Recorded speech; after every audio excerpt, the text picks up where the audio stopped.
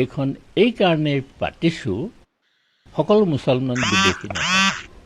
বিদেশীলৈ অশ্ৰদ্ধা অসমীয়াৰ বাপতি সাহোন। জাকত জিন যোৱা বিদেশীলৈ শ্ৰদ্ধা, সিও আমাৰ বাপতি সাহোন।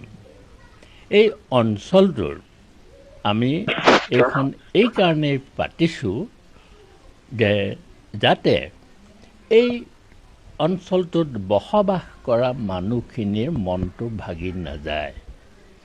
আৰু সেইকাৰণে আমি ভাবোঁ, অসম সাহিত্য সভাই ভাবে তেওঁলোক অসমীয়া। লুইতপৰীয়া বুলি অসম সাহিত্য সভাই অনুভৱ কৰে। কাৰণ অসমীয়া ভাষাটোৰ এতিয়া ৪৮% অসমীয়া ভাষাভাষী লোক আছে।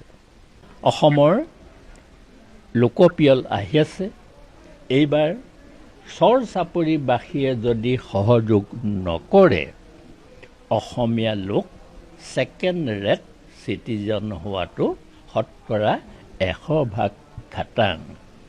চৰবাসীয়ে যদি অসমীয়া বুলি নক'লেহেঁতেন ২০৩১ চন, ২০৪১ চন, ২০৫১ চনত অসমীয়া ভাষাভাষীৰ সংখ্যা লঘিষ্ঠ হ'লহেঁতেন। অহা যিটো চেঞ্চাছ, সেইটো হৈছে আমাৰ মূল লক্ষ্য। আজি ইয়ালৈ আমি আহিছোঁ। আমি আশা কৰিছোঁ ইয়াৰ সকলোৱে কেতিয়াও ব নেলেখে, তেওঁলোকে অসমীয়া ভাষা বুলিয়েই নিজৰ পৰিচয় দিব। আমাৰ লক্ষ্যটো হ'ল আমি যাতে কোনো অসমীয়া জাতিটো যাতে ছেকেণ্ড ৰেট চিটিজেন হ'বলৈ নাযায়।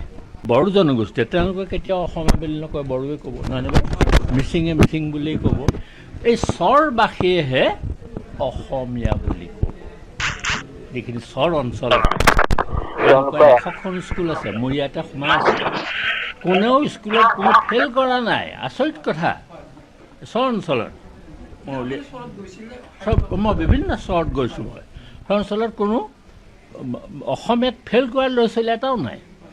মই হজ সমিতিৰ যেতিয়া বিদায় হৈছিলে, তাত মই এটা বাক্য কৈছিলোঁ যে অসমীয়া ভাষা শুদ্ধকৈ লিখা আৰু অসমীয়াত ১০০ৰ ভিতৰত ১০০ নম্বৰ পোৱা ছাত্ৰ ছাত্ৰী চৰ অঞ্চলতহে আছে।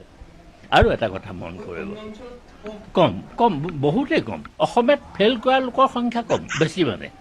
শিৱসাগৰ জিলা, যোৰহাটত অসমীয়াত ফেইল কৰা ল'ৰা ছোৱালী বেছি, কিন্তু চৰ অঞ্চলত এটা ল'ৰা ছোৱালীও, মোৰ ষ্টেটিষ্টিক্স আছে, মই এনেই কোৱা নাই, কোনো অসমীয়াত ফেইল কৰা নাই। সুন্দৰ। আৰু হাতৰ আখৰ আপুনি কি চাব,